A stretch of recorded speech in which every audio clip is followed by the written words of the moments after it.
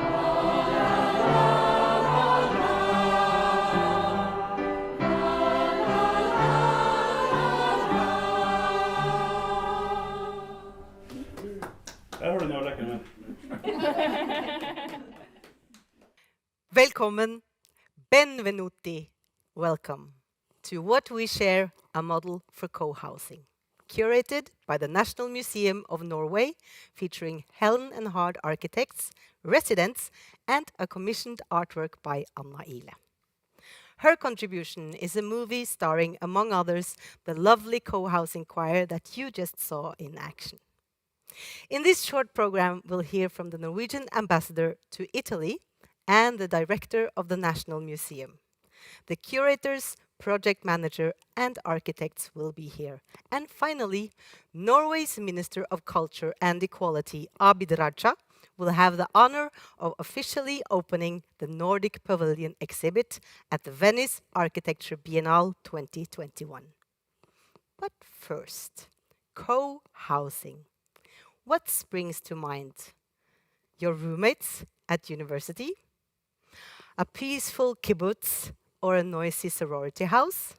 For me, it was a 3-bedroom, 1 moldy bathroom apartment in the rainiest city on the western coast of Norway, complete with poor heating and other people stealing my milk. But co-housing is more than co-living. Co-housing is private homes clustered around shared spaces. With the exhibition What We Share, a model for co-housing, the National Museum wants to show you that co-housing could be the future of how we live. In the pavilion, you will see a full-scale model of a brand new housing concept. Residents of an already existing co-housing project were asked, what more are you willing to share?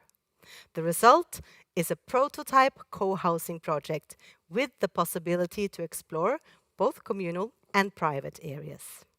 The intention is to start a conversation with the audiences about the social and political aspects of co-living.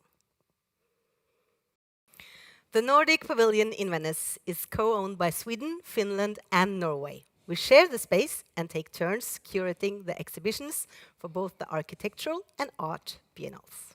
The pavilion is designed by Norway's most internationally renowned architect, Sverre Fehn, and this room actually is dedicated to Fehn.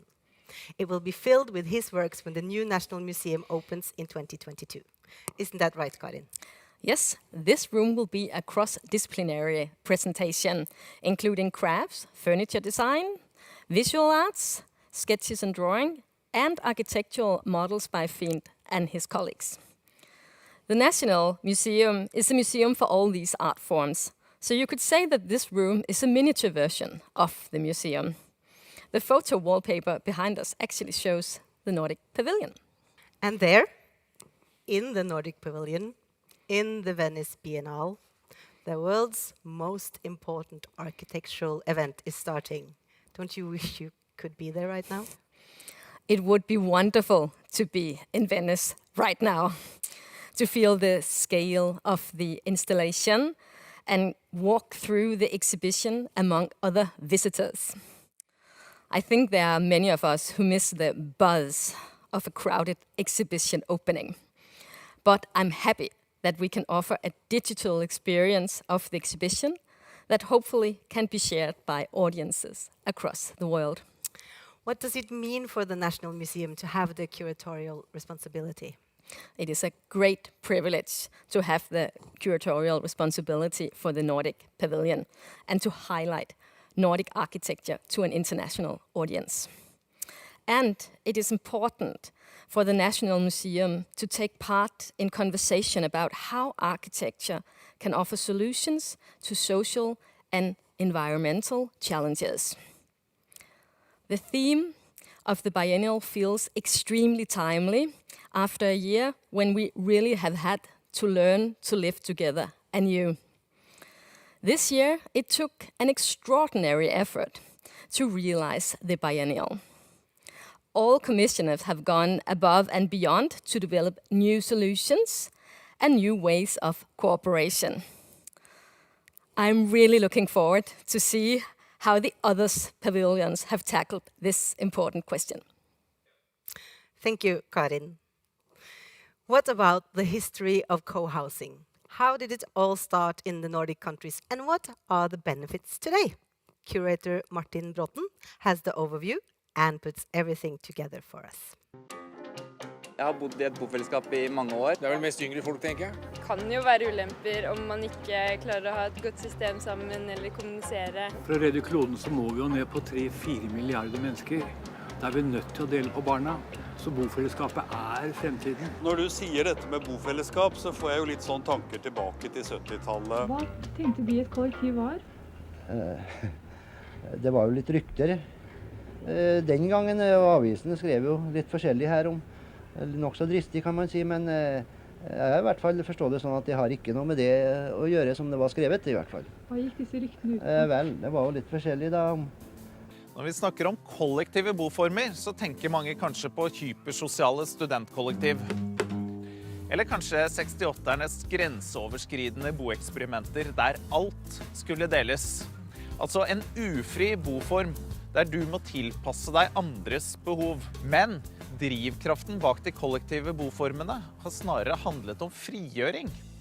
Av arbeiderne I industrikollektivene I Frankrike på slutten av 1800-tallet, og av kvinnene I kollektivhusene på 1900-tallet. Ved å samordne måltider, vask og barnepass kunne verdifull tid frigjøres. Frigjøre veldig mye tid. Kollektivene har tatt mange former. Fra utopiske samfunn bygget rundt religion eller politiske idealer, eller som beskyttelse, som I de kinesiske Hakka-landsbyene, og over til eksklusive familiehoteller med fullpensjon. I Norden ble en særegen form for kollektivboliger utviklet fra slutten av 1960-tallet. Det vi kaller nordiske bofellesskapsmodellen, eller bare bofellesskap. Her gikk man over fra en servicebasert modell, der man betalte for måltider, vask og barnepass, og over til en dugnadsbasert modell, der fellesskapet I seg selv ble viktigere. Jeg vet ikke om jeg orket å jobbe hele dagen, hvis jeg skulle hatt husarbeid ved siden av. Fellesarealene ble større og flere og mer rettet mot sosialt samvær. Middagene ble et felles prosjekt, og den private boenheten kunne gjøres mindre. Et av de første slike I Norge var bofellesskapet Kollektivet på Hovseter, som vi står på nå. Etter flere års planlegging av 3 kvinneorganisasjoner sto prosjektet klart I 1976. Med 150 selvstendige leiligheter og en rekke fellesfunksjoner var målet å hjelpe flere kvinner ut I arbeid. Interessen for å bo annerledes blir stadig større. Bofellesskap høyaktuelt og ikke bare forbeholdt idealistene.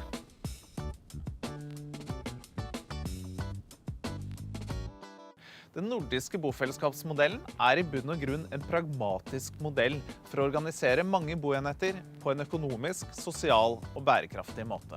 De fleste eier sin egen private boenhet, som fullt utstyrt med kjøkken og bad. Kan bofellesskap løse noen problemer? Det vi vet at I Norden I dag så bor vi spredt, og vi bor stort. Tar vi Norge som eksempel, så bor de aller fleste I eneboliger, der de har gjennomsnittlig nesten 60 kvadratmeter per person. Antall husholdningsmaskiner og elektriske apparater øker hvert år. Fotavtrykket vårt er for stort, og energibruket er for høyt. For eksempel at vi her i huset er 13 stykker og med en TV. Vi vet også at nesten halvparten av alle husholdninger i Norden er alenehusholdninger. Og omtrent halvparten av de som bor alene sier de er ensomme. Samtidig viser en ny undersøkelse at 35% av folk i urbane områder i Norge kunne tenkt seg å bo i bofellesskap nå eller i fremtiden. Mens bare 2,4% bor i bofellesskap i dag, og det inkluderer eldreboliger. Det er altså et stort potensial for bofellesskap. Likevel så ser vi at dagens boligproduksjon ikke klarer å skape nok reelle alternativer. Kanskje må morgendagens boligkjøpere sette agendaen selv, organisere seg på nye måter og skape sine egne boliger med nye fellesskap og mer deling.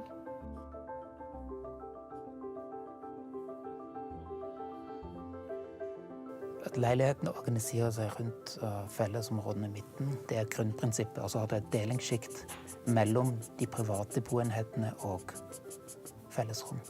Og dette skiktet består av et slags kraftig hyllesystem som kan bli møbler av ulik art, men også da lagring for ting og utstyr som beboere kan dele med andre. Siv og Reinhardt, dere har rett og slett bygget et nytt bofellesskap i paviljongen i Venezia. Ja, og vi startet da med å intervjue 12 av beboerne som har bodd da i bofellesskapet Vindmøllebakken i 1,5 år, og så prøvde å få de til å tenke seg inn i et nytt bofellesskap. Og det er ganske mye faktisk, så folk kan tenke seg å ha et fellesareal. Altså de var like opptatt av det som var utenfor leiligheten som det som var inne i leiligheten. Og det er interessant at folk har også lyst til å sette eiendeler ut og vise på en måte hvem de er, og sånn, og bli i dialog, eller være mer i dialog med et naboskap. Asta har en stor vev, så hun sitter da med veven foran dette vinduet og kan også ha kontakt ut mens hun vever. Og utenfor henne så er det også en sånn krok hvor man kan samles for å sy og reparere klær. Her har vi Bodil og Selma. Selma er 10 år, og delvis så har hun fått lekseplass på utsiden av leiligheten faktisk. Og så under trappen her så har hun fått et sånt lekeområde som alle barn i bofellesskapet kan dra nytte av. Og dette er Tone sin leilighet. Hun har vært opptatt av å kunne åpne hele veggen med 2 store skyvedører, sånn at hun kan skyve et langbord ut og invitere alle naboene inn og sitte her ute i fellesarealet. Det systemet består jo av veldig få elementer, og de kan settes lett sammen. Så det er et enkelt byggesett av heltre, det er ikke limte treelementer, som egner seg at beboere kan bygge selv. Så de kan bygge for eksempel et sofa eller bokhylle eller et bord. Hva er fordelen med denne bofellesskapsmodellen? I forhold til økonomi så er det helt klart at det å bo i et fellesskap som dette gir mulighet i hvert fall for å ha en mye bedre økonomi i hverdagen. Men det er helt klart at her er det også et slags samfunnsnytte som kommer inn, så man kan snakke om økonomi i et større perspektiv. Og miljømessig er det et bedre fotavtrykk. Vi bygger i tre, men du har også alle de fordelene som deling gir. Arkitektonisk så gir det et helt annet spillerom for å utvikle spennende boligarkitektur. Og så har du det sosiale, som på en måte er hovedgevinsten. Og vi ser jo at måten boliger planlegges og bygges på, er jo også en del av det som skaper utfordringene som vi har i samfunnet. Både det som går på helse, på ensomhet, segregering, og det at vi har et sånn problematisk fotavtrykk som vi har. Så er det også det at vi som arkitekt får jo ikke kontakt med sluttbrukeren. Vi får ikke direkte hørt hva som er behovene. Så det er en slags sånn koordinasjonsproblem i bransjen, hvor veldig mange av aktørene er misfornøyd, men ingen vet hvordan de skal gripe det an eller knekke koden. Så vi tror at de må liksom skru til på mange steder for å få endret noe i det systemet. At man er med på å forme sitt eget bomiljø, jeg synes det er innlysende, rett og slett, at man skulle få lov til det. We are joined now by the people behind this grand project, the project manager, curators and architects. To be fair, I am joined physically only by project manager Katrine and curator learning Karianne. We are all here in Oslo, wishing we could be where you are, Martin, in Venice. Tell us, what is the first thing you do when curating an exhibition for the world's largest architectural happening? Yeah, it's a great honor to get the opportunity to curate an exhibition like this. This was originally intended to be a very short and intense project, starting 10 months before the biennial was supposed to open last May. Initially, we had conversations with several interesting actors and discussed a few different concepts. When the topic of how will we live together was launched, we quickly moved on to go forward with Helen Hard architects. They have been a very important architectural office since the mid-1990s, really pushing the borders for architecture production, from radical transformation into solid wood, and now recently into the issue of co-housing, which fits so well into the overall theme of the Biennale. Reinhardt and Siv from Helen and Hard Architects. What was your reaction when you were contacted by the National Museum? Of course, we were happy and amazed and very honored. The Biennale is the most important architectural exhibition for architecture, and a very important reference and inspiration for us during our whole career. And so we also felt immediately the responsibility to find something relevant and unique to contribute with. Even before the theme of the Biennale was launched, we knew that we wanted to create a very special architectural experience for the audience and try to alter or play with Sverre Fehn's exhibition architecture and make an installation that could somehow convey its own narrative in itself. How did you respond to this ambition and approach Fehn's existing architecture in the pavilion? Well, the first thing we did was to travel to Venice, to explore and work directly with this fantastic space. And we discovered there that we wanted to make an installation in timber that connects to the ground and also is in dialogue with this incredible space and structure. And also to create a spatial center around these beautiful three trees. We also immediately felt a kind of tension between working site specifically in the pavilion and dealing with the topic of the Biennale, how will we live together? So between the sublime space of Fehn and the rich and participatory everyday life of a community that we were trying to explore or work with.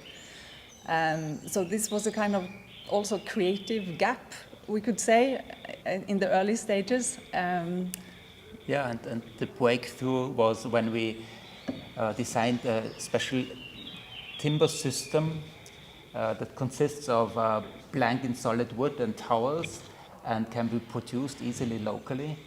And this is made for self-building, but it can also mediate in between the different needs of the inhabitants, but at the same time has a relation to Fehn's architecture. Originally, we also wanted the audience to inhabit this installation over time. Unfortunately, due to COVID, this was not possible, but we tried to make other ways of bringing somehow this pavilion to life and to give glimpses of the life in the co-housing in a way. And we worked together with a film director and a scenographer to develop certain scenes that we hope can give some kind of an element of speculation and fiction perhaps also to the exhibition. The Biennale theme is How Will We Live Together? How did you work together? This started with a lot of correspondence back and forth and workshops between the museum and the architects, and then it started to expand. Yes, we decided to interview 12 of the residents in Vindmøllebakken cohousing, and so they also got more engaged during the process. We collaborated with the Swiss engineer Hermann Blumer and Saurer, the company that produced the whole timber structure in Austria. So we were a lot of different specialists and consultants and residents working together. Then also the artist Anna Ihle came on board, the film director Paul Jackman and Nina Bjerk Andresen, the scenographer. Yeah. And, in the end, it was a fantastic collective of important people that contributed to the whole project. Karianne, you are the curator learning for this project. How does your role impact the process? We want to get people wondering about the need for a private space, a social space, and maybe the spaces in between. The digital presentation is a big contrast to the mediation we had planned. We wanted people to act as residents, to have yoga classes in the exhibition, and even cook meals and roll around in a sofa. Book club meetings, movie nights, mending workshops, they were already scheduled. So the COVID pandemic has definitely forced us to think differently about how we make an exhibition and how we engage with the audience. For the possibility of getting to know the residents of the exhibition, we have made a series of digital portraits, and they give an impression of what everyday life is like in a contemporary co-housing community. Katrine, as project manager, it's your job to put all the pieces of this moving, or should I say speeding puzzle together. How does one build a full-size model of anything when you cannot be there, travel there? Well, Italy was particularly hard hit by this pandemic, and the Biennale administration had to postpone the exhibition opening twice, actually. And of course, this uncertainty has been a big challenge to maneuver. Just keeping track of all the people, the institution, and processes involved has felt like an unsurmountable task at times. With our partners in Sweden and Finland, a building system being produced in Austria, exhibition technicians in Italy, ministries of culture and foreign affairs, consultants, engineers, and not to forget all the rules, regulations, and bureaucracy we are dealing with in all the different countries. We sent down 3 trucks of 30 tons of pre-cut wood elements from Austria, and this we unloaded onto gondola-like boats from the Venice mainland over to the Biennale area. We also packed and shipped 15 large crates of different interior elements, ranging from a loom to a fully equipped kitchen, to show the audience what it might be to live in a space like this. And all these elements we sourced from different second-hand websites. And of course, there's been an endless amount of team meetings, often in 4 different languages from my home office. And again, keeping my eyes on a dangerously expanding budget. But despite all the struggle and the stress that we have had, watching such a demanding exhibition take form provides us with true gratitude for what we have been able to achieve in a time of crisis. Martin, Siv, and Reinhard, what is your vision for what we share? How do you see the future of co-housing? Our vision is that this architecture and the exhibition can inspire other people to try and explore this sustainable life form. And we think also that co-living and co-housing and timber architecture will come very strong in various forms and variations in the future. After you have enjoyed the online material for this exhibition, I hope that as many as possible of you get the chance to travel to Venice and experience this exhibition here in the space, and that it will spark your curiosity on living and building differently. Questions for the contributors may be posted in the comment sections to be answered after this broadcast. From Venice, we are going to Rome. Norwegian Ambassador Margit Tveiten.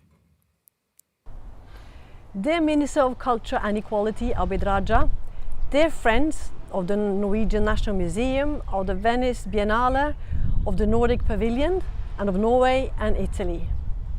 It is my great pleasure to attend this digital opening of the Nordic Pavilion and the exhibition What We Share at this year's Venice Biennale of Architecture. We should have been together in Venice in May 2020, when the Biennale was originally scheduled. But as you know, the pandemic changed all plans. Now, as Italy slowly and carefully reopens, the Architecture Biennale is one of the first large events to take place also physically in Venice. To me, the Biennale thus becomes a symbol of a fresh start, of the way out of this difficult situation we have all been faced with over the past year. The Venice Biennale of Architecture is the world's foremost architecture exhibition. The Nordic Pavilion, designed by Sverre Fehn, is co-owned by Finland, Norway and Sweden, and the responsibility for the exhibition rotates among our 3 countries. It is another great example of excellent Nordic collaboration, which is central also for the Nordic embassies here in Italy. Both the overarching theme of the Biennale, how will we live together, and the focus on co-housing in the exhibition, what we share, lead us to reflect on our future, especially in the post-pandemic world that we will now face. It is timely and it is important. While of course I wish we could all have been together in Venice today, I look forward to welcoming you to Italy again in the autumn, when we hopefully can meet at the Nordic Pavilion and admire the work of Helen Hard in the exhibition. Thank you. Now for the Norwegian government's greeting. Abid Raja, Minister of Culture and Equality, will now officially open the exhibition. Your Excellencies, ladies and gentlemen, I am delighted in having been invited to open the Nordic Pavilion at the Venice Biennale of Architecture 2021. And especially so since the National Museum of Norway is responsible for the exhibition in the Nordic Pavilion this year, and the exhibitors being the Norwegian award-winning architectural firm Helen Hard. Norway has witnessed an architectural boom in recent decades. As the Norwegian Minister of Culture and Equality, I find that it is of utmost importance to attract international attention to this. Hence, I am both thrilled and proud by this great occasion. The very best place for spreading this knowledge of both Norwegian and Nordic architecture being the Biennale, which is considered to the world's largest and most important architectural exhibition. The main theme of this year's Biennale is how will we live together? The theme challenges the participating countries from around the world to imagine how architects can create new communities, sustainable solutions and diversity being key words. The topic has become increasingly relevant during the pandemic year. This last year has shown us the importance of architecture in times of crisis and what important part it plays in developing new ways for us living together.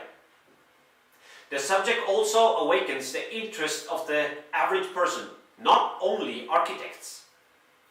In the Nordic Pavilion, we will be able to study sustainable solutions in a co-housing project. An exhibition I am sure will attract much positive attention and hopefully also the desire to learn more about Norwegian and Nordic architecture in general. By presenting the exhibition both in Venice and on the internet, the National Museum enables a much broader audience than a normal to take place in the exhibition. I will take this opportunity to both thank and congratulate all those who have made this exhibition possible. And I hereby have the honor to declare the exhibition What We Share for officially open.